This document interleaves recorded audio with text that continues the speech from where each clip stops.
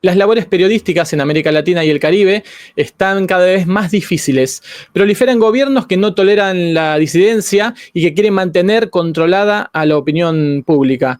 En El Salvador, los periodistas y comunicadores y comunicadoras denuncian una escalada del autoritarismo y que la libertad de prensa está en riesgo. Hoy conversaremos con Mónica Rodríguez de Bálsamo Radio y Televisión, que es una de las víctimas de la persecución y el amedrentamiento. Comenzamos.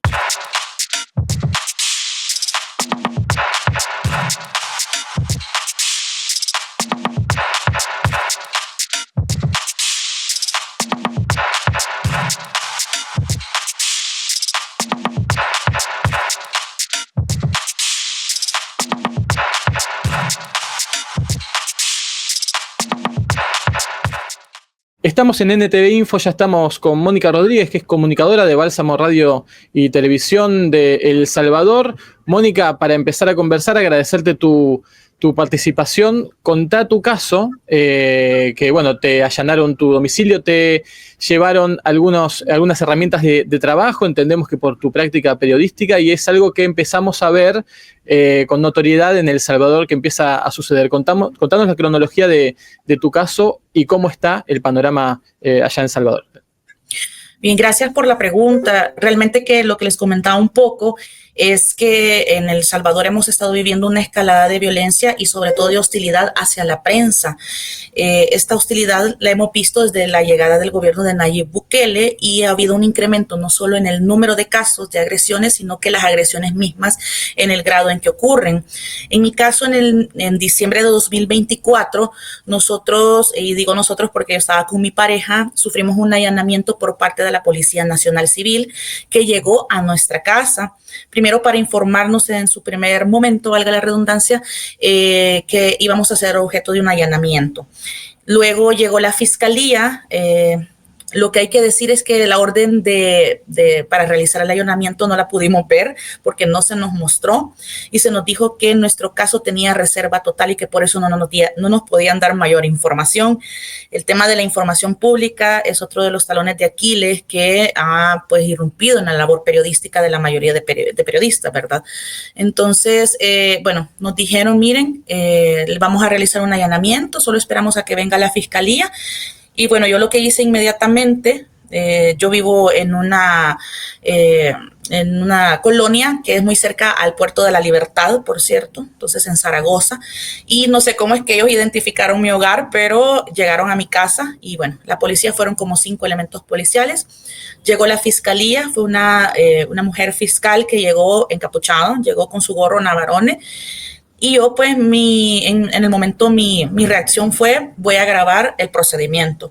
Y ella me dijo que si yo la grababa, me iba a llevar detenida y me quitó el teléfono.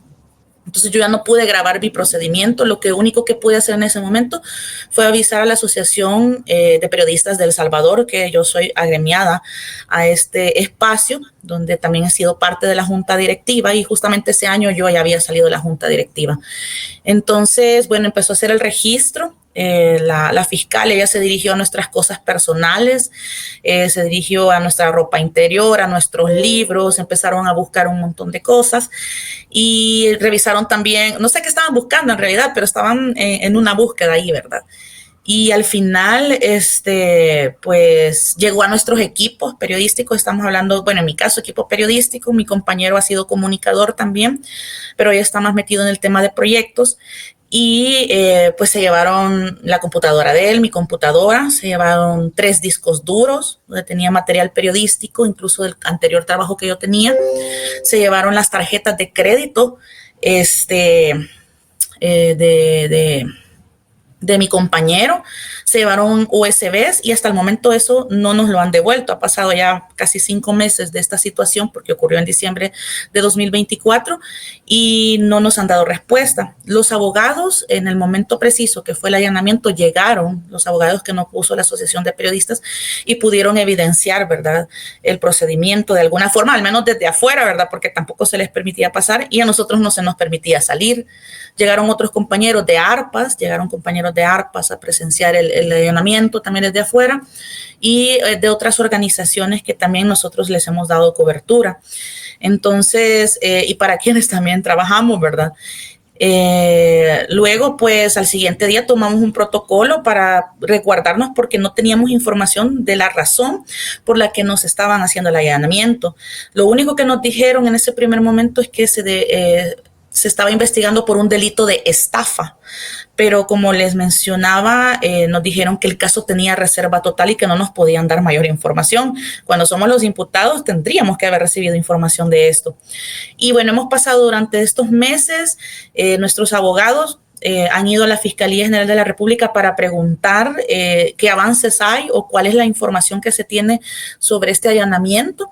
Hemos ido con los abogados a la Fiscalía y en una de las visitas que hicimos a la Fiscalía nos dijeron incluso que en el registro que había ahí adentro no estábamos por el delito de estafa, o al menos no se nos quitaba el delito de estafa, sino que por la revelación indebida de datos personales. O sea, cambió, es el artículo 26 de la Ley de Delitos Informáticos. Y nos dijeron que, bueno, qué extraño que esa noche no nos hubieran llevado detenidos. Y nosotros creemos que también no nos llevaron detenidos porque justamente cuando tuvimos el lapso entre que llegaba la fiscal y la policía nos estaba informando, yo logré avisar a toda mi red de compañeras y compañeros periodistas. Yo soy parte de la APES, de la Asociación de Periodistas, pero también de la colectiva de mujeres periodistas, comunicadoras y trabajadoras de la información. Y de ahí yo les dije, por favor, avisen porque tengo a la policía en mi casa. Y pues sí, el temor que teníamos es que nos llevaran detenidos, ¿verdad? No sabemos por qué razones.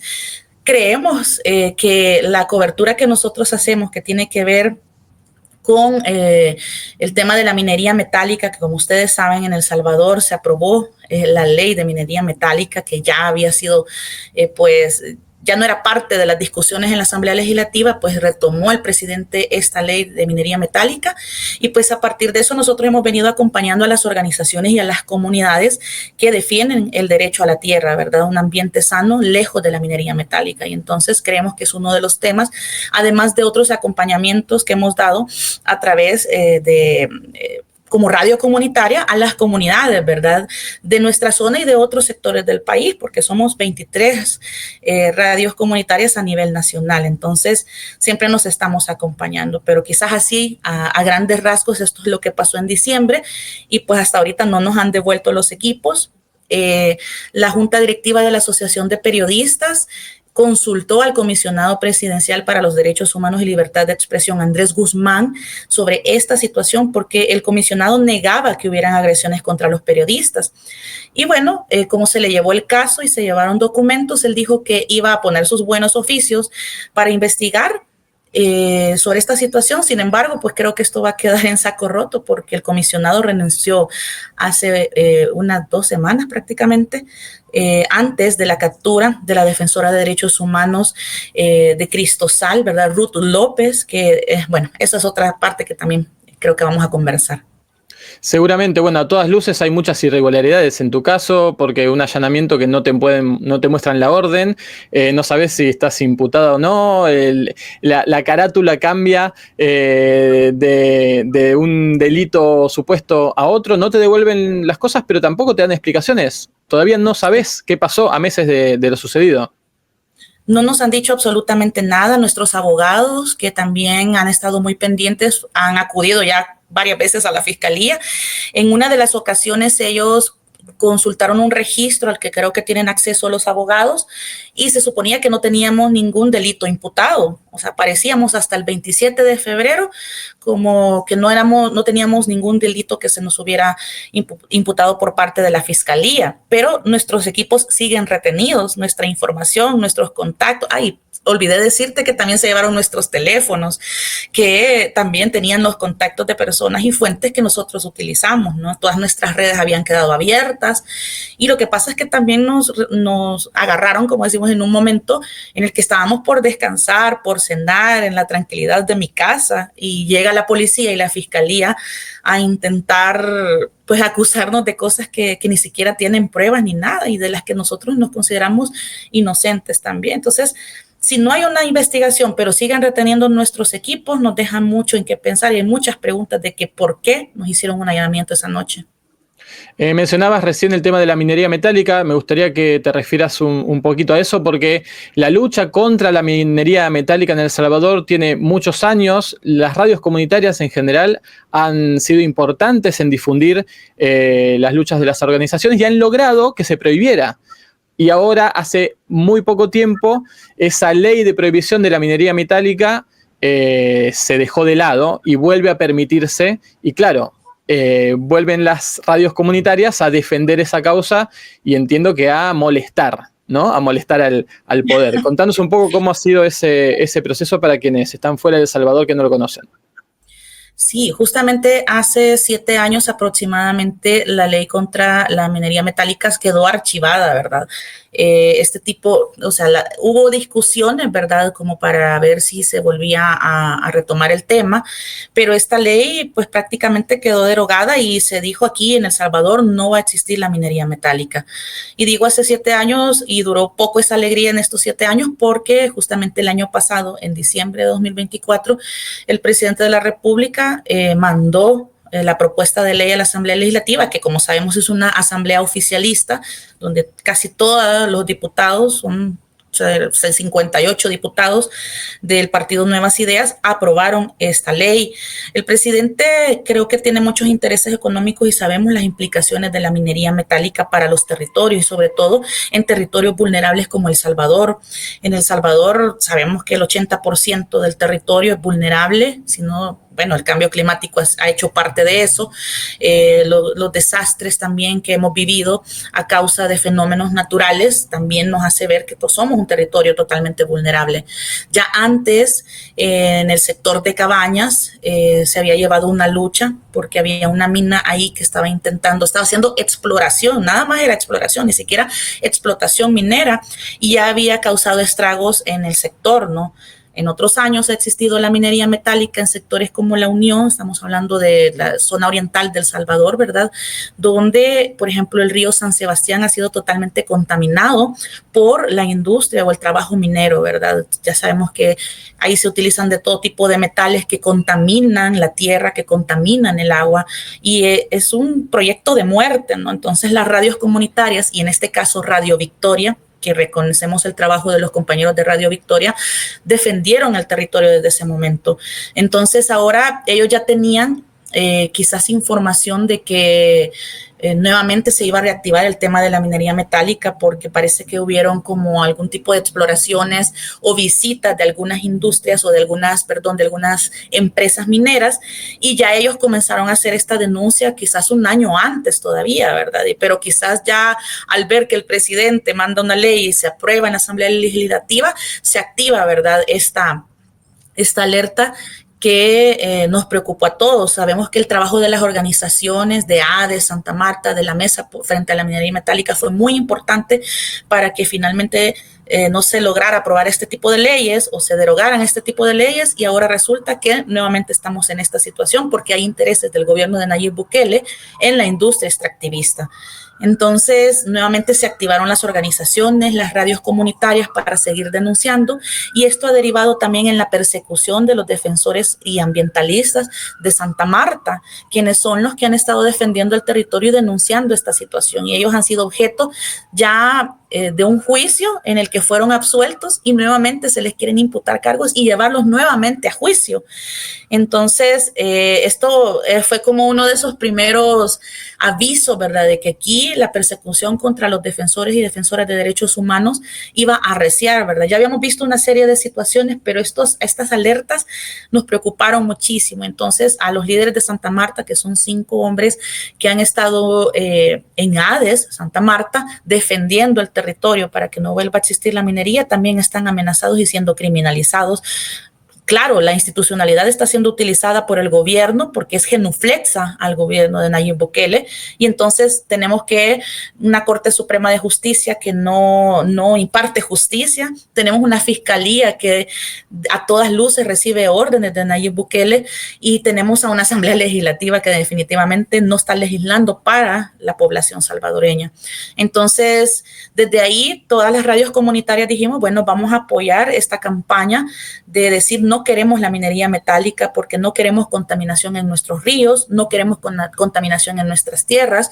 Eso nos va a contaminar a nosotros, nuestro cuerpo, nos pasa por el cuerpo, nos va a pasar por el cuerpo. Y ya hemos visto lo que ha ocasionado la minería metálica en otros países.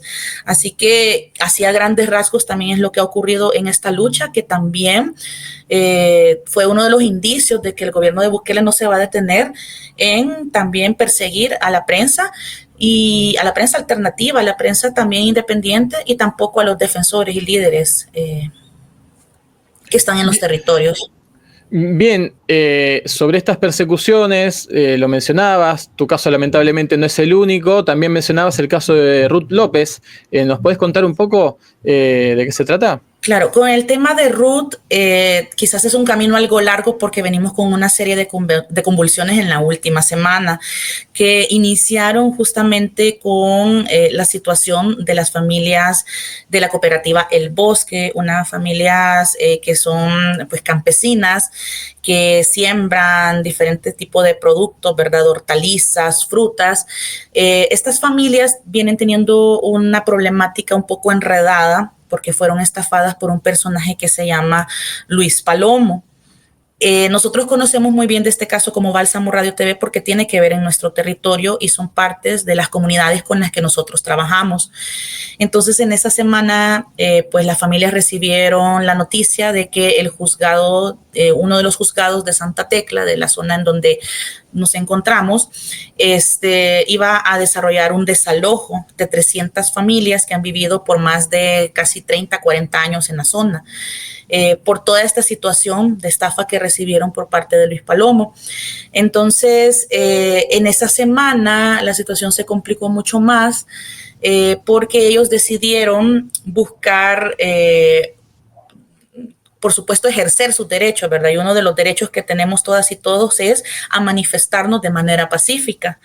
Y ellos consideraron conveniente manifestarse muy cerca de la residencial donde vive el presidente de la República. Sin embargo, para llegar a las residenciales todavía faltaba muchísimo y hay que recordar que hay toda una seguridad presidencial que está por encima de todo, ¿verdad? Entonces, pero él muy seguido pasa por esa calle que es justamente a la salida del sector que le llamamos el desvío de Comasagua.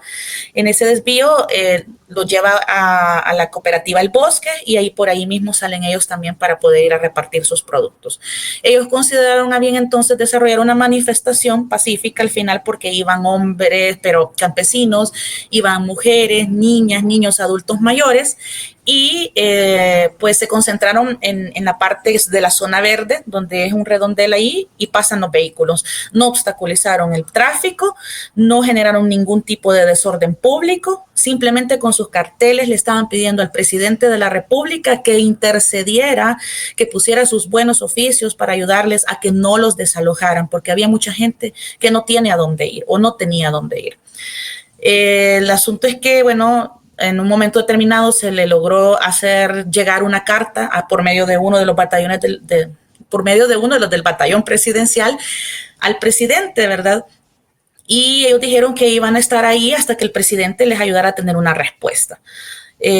Estamos hablando que la gente ahí estaba comiendo, estaban con sus niños, estaban sentados, escuchando música, pidiendo que el presidente realmente les escuchara y les ayudara. Y tengo que ser muy tajante en esto porque quiere hacerse ver de que la gente entró a la casa del presidente o que quería entrar a la casa del presidente y eso es mentira y nosotros lo tenemos en videos y en evidencia. El 12 de mayo quizás es el día más complejo de todos y es que desde la mañana empezaron como a tener problemas porque las familias se dirigían a realizar el plantón, la manifestación nuevamente en el lugar donde ya lo habían hecho en días pasados y los estaba esperando un retén de policías. Quienes les quitaron sus vehículos, les pusieron multas y no permitieron que los vehículos avanzaran. Pero como la gente sabe lo que estaba por perder, que son sus tierras, pues ellos decidieron irse caminando. Caminaron de 2 a 3 kilómetros hasta llegar al lugar donde habían estado realizando la manifestación, ¿verdad? Luego, durante todo el día, ellos se mantuvieron ahí y decidieron quedarse en la noche a hacer una vigilia, porque como de todos modos se habían llevado sus vehículos, no había forma como de moverse, ¿verdad? Entonces dijeron, bueno, vamos a hacer una vigilia. Incluso ellos querían hacer cine comunitario, porque desde Bálsamo Radio TV nosotros habíamos hecho incluso un documental sobre la cooperativa El Bosque. La cooperativa El Bosque está pasando la situación como muchas cooperativas a nivel nacional que fueron parte de las cooperativas reformadas, valga la redundancia, por la reforma agraria. Entonces, están viviendo esta situación de despojos a nivel nacional, y la cooperativa El Bosque es una de las que lo demuestra. Entonces, bueno, empezaron a recibir como donaciones de comida, dijeron, bueno, vamos a poner música, seguía como un ambiente como algo festivo, ¿no? Bueno, estamos haciendo una manifestación, pero esto es pacífico, esto es hasta como de alegría, nos decía uno de los compañeros que nos platicaba bastante de lo que estaban haciendo. Ya llegada la noche, a eso de las, quizás antes de las 9 de la noche, había mucha insistencia de los policías. Los policías se mantuvieron en todo momento en el sector. Incluso la gente les repartía café, les repartía comida a los policías. Luego, de repente, los policías que estaban ahí, había uno de los encargados de, bueno, el director de la unidad del mantenimiento del orden. Llamaban muy insistentemente a las personas que ellos habían identificado, porque hay que denunciar que habían personas infiltradas dentro de la comunidad que no eran reconocidos por la gente. Entonces, estas personas nosotros las tenemos en fotografías, las tenemos en video, porque estas personas también nos tomaban video a todos los que estábamos ahí, incluyendo a los periodistas, y estaban siempre como tratando de averiguar los nombres de las personas que estaban como según ellos encargados, ¿verdad? Entonces, insistían mucho en que estas 4 personas que ellos habían identificado como los líderes, ¿verdad? Quizás los que más hablaban, se acercaran a donde ellos estaban, ¿verdad? Estaban como muy insistentes, y ahí fue cuando, por ejemplo, en mi caso, yo empecé a tirar en vivo. Igual que el compañero del colectivo San Jacinto, que es un colectivo de comunicadores quienes apoyaron también en la cobertura, ¿verdad? Y dijimos, bueno, nos vamos a quedar hasta que la gente, bueno, no sé, se quede dormida o si se logran ir, ¿verdad?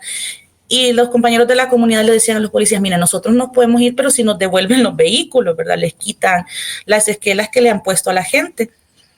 Y bueno, hubo ahí como un momento un poco tenso, y de repente vemos en el video, y el video se los puedo compartir para que ustedes puedan verlo, se ve que se van acercando un grupo de elementos de la unidad del mantenimiento del orden, de la UMO le llamamos nosotros acá, y el policía, el director de la UMO, jala a uno de los líderes, y ahí es donde empieza el forcejeo, intentando llevarse a estas 4 personas.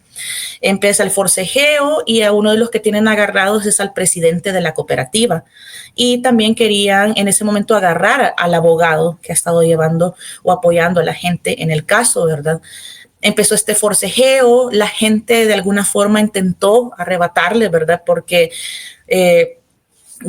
consideramos que eso es arbitrario, porque la violencia vino desde el Estado, la violencia vino desde la policía, y son quienes iniciaron toda la situación. La gente estaba muy pacíficamente ahí en el plantón, pero también cuando estaban hablando de hacer las negociaciones, también de las personas lideresas quizás, o de los que estaban de la comunidad, no hubo ninguna intención de violencia, ¿verdad?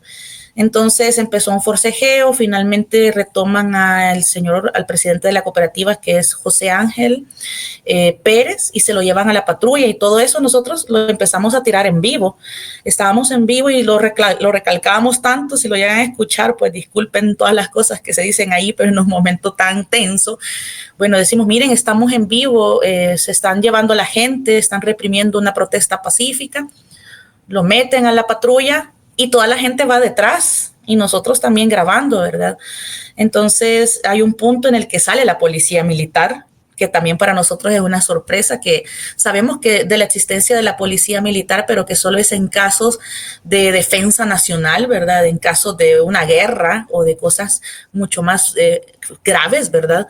Pero le sacaron la policía militar y la UMO a campesinas y campesinos que andaban con sus niñas y niños, que no estaban haciendo ningún acto de violencia, sino ejerciendo su derecho.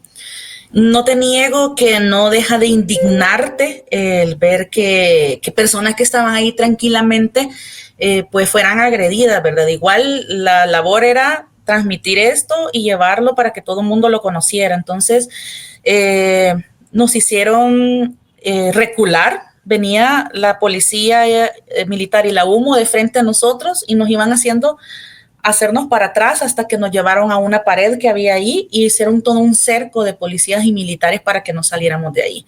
Habían detenido el tráfico en toda la zona, había niños llorando, señoras llorando, que dónde estaban los líderes. Incluso hubo un momento que yo le pregunté a uno de los policías, al jefe de la humo, que cuál era la situación o dónde estaban los líderes que se habían llevado, ¿verdad? Y lo que hizo en un momento determinado, y Arpas tomó la fotografía, es empezarme a grabar y a tomarme fotografías.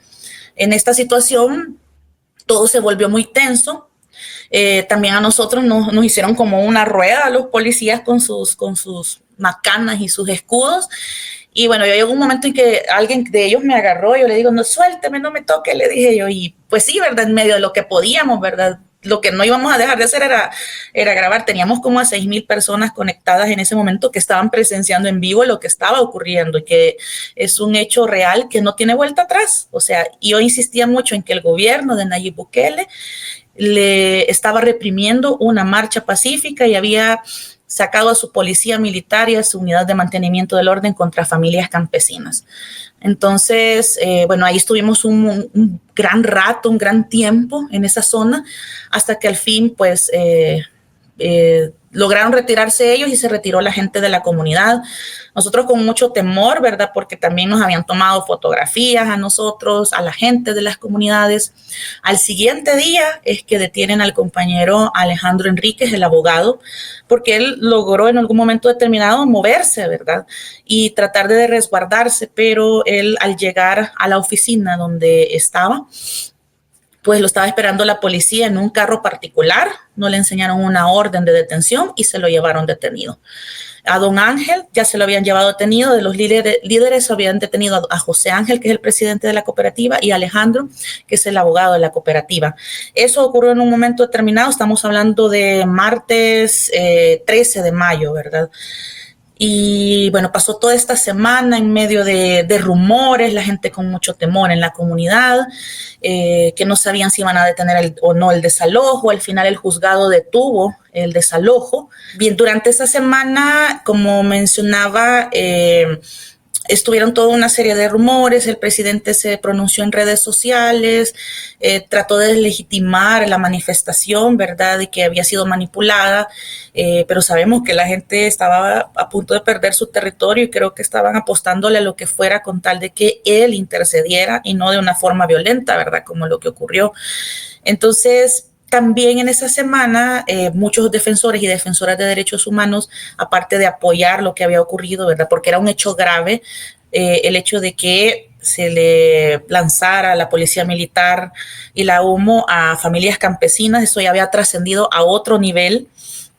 En medio de todo esto, pues, empezaron a surgir otros temas que también no son del gusto del presidente, ¿verdad?, como tiene que ver con COSABI, la cooperativa que prestó dinero a Nuevas Ideas y bueno, que al final la persona dueña de esta cooperativa o el director de esta cooperativa murió en un accidente de helicóptero junto al director de la Policía Nacional Civil y otros allegados, ¿verdad?, de la Policía Nacional Civil, que también deja mucho que pensar.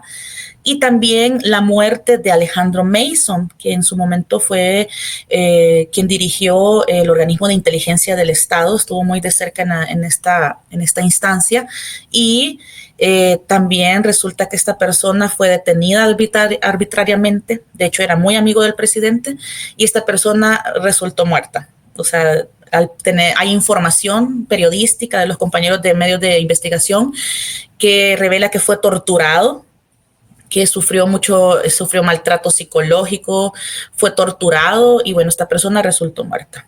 Entonces, Ruth López, justamente en esa semana, puso un aviso penal en la Fiscalía General de la República para que se realizara una investigación sobre la muerte de Alejandro Mason.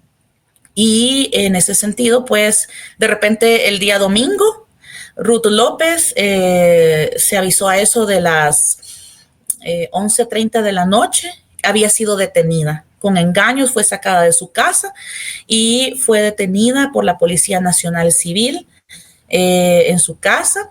Y pues también es un golpe muy, muy fuerte porque sabemos que Ruth es una defensora de derechos humanos de una organización que se llama Cristosal.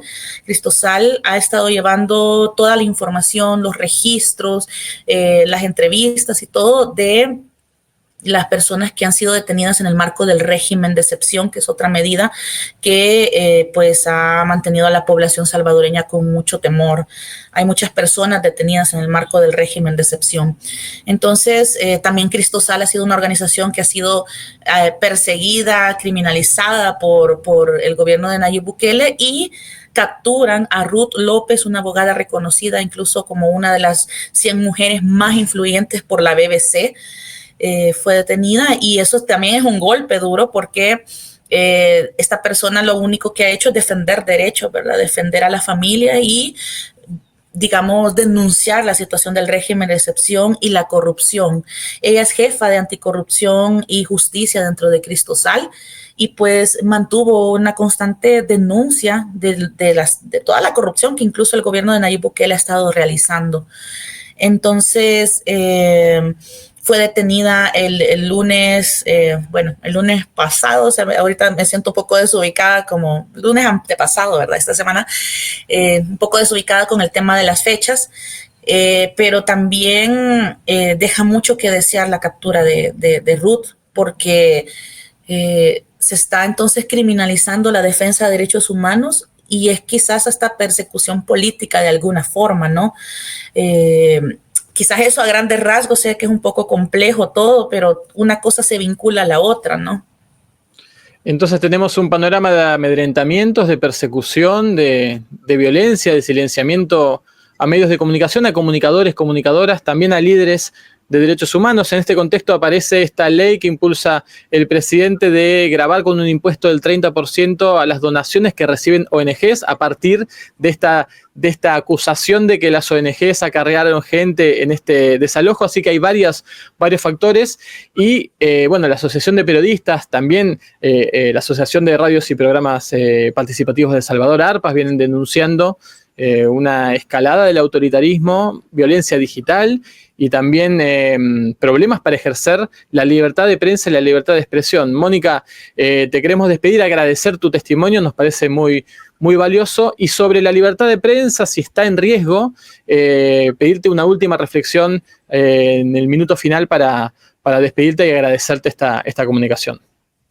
Al contrario, muchas gracias a ustedes por el espacio de permitirnos expresarnos, porque en nuestro país ya no se está permitiendo la libertad de expresión ni la libertad de poder defender derechos.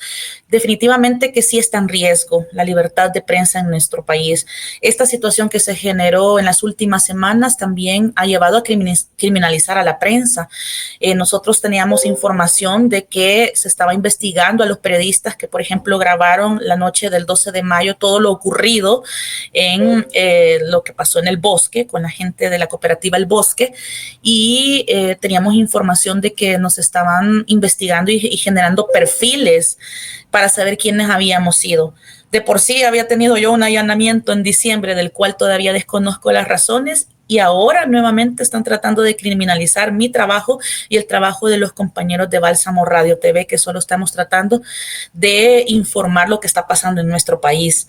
Entonces, esto no solo quizás me está pasando a mí, sino que hay otros colegas periodistas que también tienen temor de sacar sus investigaciones y que han tenido que salir de alguna forma del país porque ya no es un espacio seguro para ejercer el periodismo. Sin embargo, creo que hay resistencia de parte de los colegas periodistas. Está la Asociación de Periodistas, otros espacios también como ARPAS, que están tratando de defender los derechos de libertad de prensa, de libertad de expresión, de acceso a la información pública, y vamos a seguir haciendo y tratando de hacer buen y mejor periodismo para la gente. Pero sí, la situación en El Salvador es bastante grave. No estamos pudiendo ejercer el periodismo en condiciones de seguridad, y vemos que hay una escalada mucho mayor que está tratando de irrumpir en nuestro trabajo y que ya pone en riesgo nuestras vidas, porque se está utilizando a la policía, a las fiscalías, a los jueces para perseguirnos, para tratar de sacar normativas como esta ley que al final surgió a partir de lo que ocurrió con la cooperativa El Bosque.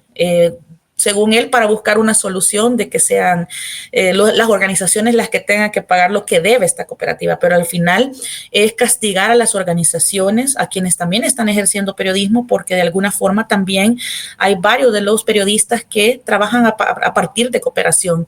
Entonces, se están cerrando todos los espacios, el espacio cívico para poder seguir en democracia, para seguir defendiendo derechos, se están cerrando en El Salvador y pues esperamos que la comunidad internacional pueda tomar cartas en el asunto, hacer llamados, porque en Centroamérica estamos viendo una oleada de presidentes que de forma autoritaria están tratando de imponerse y de irrumpir justamente en toda la labor que estamos haciendo. Así que, bueno, hay países que yo recientemente tuve un compañero periodista de Perú que me dijo que quería alguna idea de cómo es lo que estamos viviendo, porque en Perú también el presidente que creo que va como propuesta a ganar, dijo de que va a retomar ideas de Nayib Bukele, así que es muy peligroso, porque en el tema de seguridad, el tema de las pandillas es otro tema que podemos ver en otra ocasión, pero que también deja mucho que desear. Hay investigaciones de El Faro que revelan las negociaciones del gobierno de Nayib Bukele con las pandillas, y esto es peligroso porque sí, hay seguridad de alguna forma, no están existiendo estos grupos en los territorios amenazando a la gente, pero a costa de que de una negociación, que cuánto tiempo va a durar y qué va a pasar cuando ya no siga esa negociación. Es una bomba de tiempo. Gracias, Mónica. Te agradecemos esta comunicación. Seguiremos atentos y atentas a lo que pase allí en El Salvador. Gracias. Muchas gracias. Gracias por el espacio nuevamente. Y de ustedes nos despedimos en NTV Info. Hasta cualquier momento, denle me gusta, compartan esta entrevista y síganos para mantenerse informados e informadas.